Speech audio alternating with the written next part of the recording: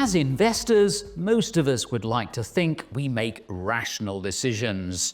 The truth is, our emotions often play an important part. Humans have evolved to experience emotions to help us survive.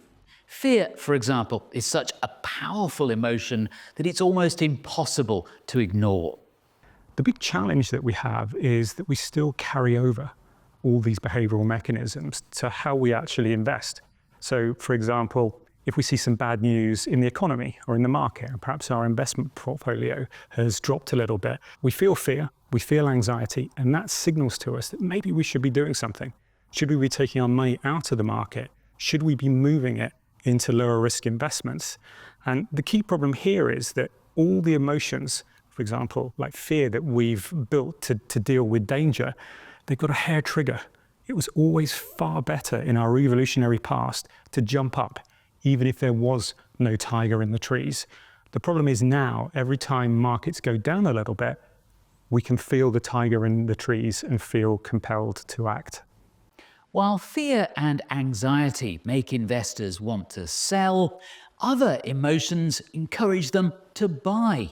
Desire, hope, and greed, for example, all make us more inclined to increase the risk we're taking.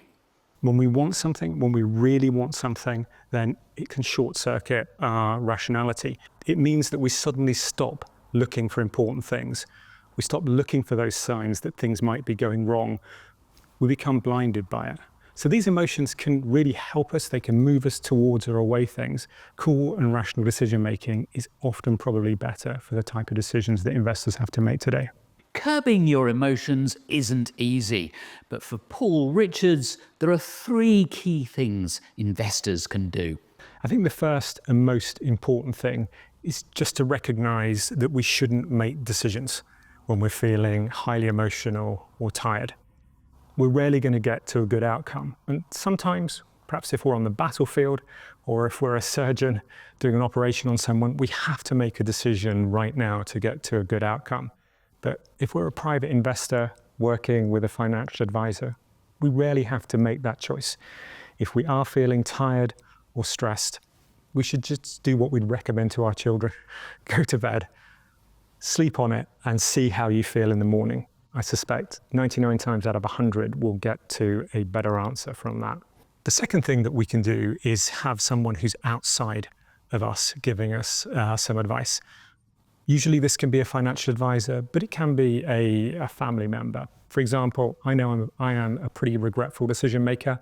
I've made my wife aware of that. So when we sit down and make decisions, she can remind me of that. She can actually provide some balance. The last thing is just have a sensible long-term plan. The whole thing with emotions and decision making is they just pull us from pillar to post.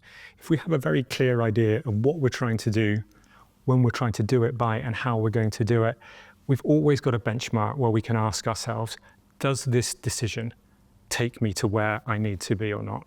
If we can do those 3 things, which are simple, easy, and effective, then I think most of us will get to better outcomes.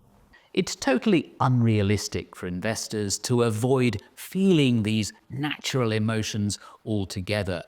But you should at least try to recognize them. Admitting your emotional foibles to yourself and to your financial advisor is a crucial first step.